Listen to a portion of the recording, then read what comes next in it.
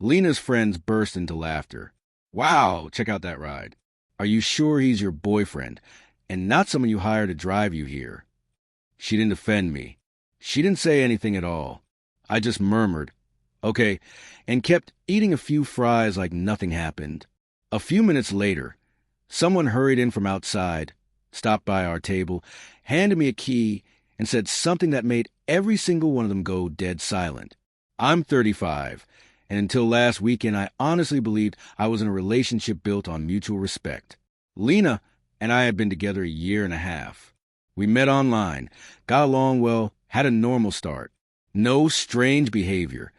Nothing to make me think long-term would be an issue. She worked in advertising.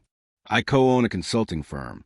I make good money, live calmly, nothing extravagant, nothing flashy, comfortable and stable. Around 3 months ago is when patterns started changing. She didn't attack me directly, but she began making remarks about cars. I drive a sensible, paid-off sedan. It runs well, it's dependable, and it does exactly what I need it to do. But she began bringing up what other people drove. Luxury SUVs, shiny convertibles, top-tier sports cars. At first, I brushed it off. People notice cars. Whatever. But it kept happening. We'd walk past a parking lot, and she'd stare at expensive vehicles like they were works of art. That one's impressive, she'd say. Or, you can tell he's successful. Always with a subtle tone, as if my practical choice said something lacking about me. I ignored it. I shouldn't have. Last Friday, she invited me to have dinner with her college friends. 4 of them. I'd met them once briefly. This was supposed to be the real introduction. She'd been excited, so I went along. She came downstairs looking nicer than she usually did for a laid-back burger place. We drove to the restaurant. She scanned the street for high-end cars as we walked in. The moment she paused to admire a sports car, I swear something in my stomach tightened. Inside, her friends greeted us. 2 guys, 2 women. Drinks were ordered. Laughs here and there. Basic catching up. Normal enough.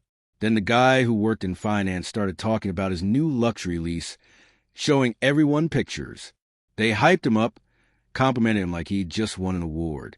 Can't be stuck in an ordinary car forever, he joked. My girlfriend laughed like it was hilarious. Then came the inevitable question, what do you drive? Just a simple sedan, I answered. They prodded for details. I told them the model. One of the women made a polite but not really face.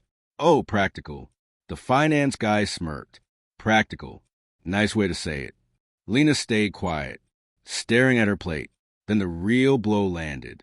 One of the women looked at Lena and said, seriously, Lena is car? Is he your boyfriend or your Uber driver? The whole booth erupted. Even the finance guy, who barely knew me, laughed like he couldn't hold it in. I just looked at Lena, waiting, hoping she would speak. Anything. Just one small sentence. Nothing. She smiled awkwardly and looked away. I said, all right, and calmly kept eating. 10 minutes later, as things drifted back to their shallow chat, the front door opened and my business partner, Adrian, walked straight toward me holding a key. There you are, he said. Sorry, parking was impossible. Here, manager dropped this off earlier. You'll need it for tomorrow's walkthrough. I thanked him. He noticed the staring faces. Didn't mean to interrupt. See you at 9. One of Lena's friends jumped in. Walk through? What do you do? Adrian answered casually. We co-own a consulting firm. Just landed a contract worth roughly $400,000 over the next several months. Silence. Complete. Heavy. After he left, questions started. They suddenly cared. Suddenly curious. Lena looked at me as if she'd never really seen me until that moment. You never told me, she whispered. Yes, I did. You just never paid attention, I said. Every time I mentioned work, you changed the subject. One of the women asked. But if you make that kind of money, why that car? Because I don't buy things to impress strangers, I answered. I invest instead. That shut them up. I paid my portion, stood, and told them it was good meeting them. Lena insisted on leaving with me. Outside, I told her plainly, you didn't defend me. Not once. She tried to explain, but her excuses only confirmed what I already knew.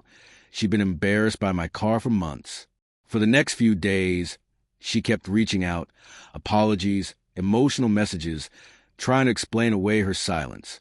When she came in my apartment, she admitted she froze because she didn't want conflict, but she also admitted her earlier comments about cars came from insecurity. Not mine, but hers. I didn't let her off the hook. You judge me based on something that has nothing to do with who I am. I told her. You never asked about my work. You just assumed. She begged for another chance, promising she wasn't shallow, that she could prove it. I gave myself time. We met again, talked again, argued again. She insisted she could change. I wasn't sure I could trust that change. She confronted her friends about the incident, even demanded they apologize, and some of them actually did. She tried to show interest in my work. She stopped mentioning money, brands, cars. For a month, she really tried. But I couldn't shake the feeling in my gut. Every time she said she didn't care about appearances anymore, I questioned whether she meant it or was performing what she thought I needed to hear. Eventually, at dinner one night, I told her the truth. I can't get past it. I can't forget how you sat there and let it happen. She cried, pleaded, insisted she had changed. Maybe she had. But my trust in her wasn't coming back. We broke up. It wasn't dramatic. It wasn't cruel. It was just inevitable. 3 months later, I'm doing well. The business is thriving. Life is steady. And I'm still driving the same practical sedan, the one that made a table full of insecure people laugh. And that still gets me everywhere I need to go.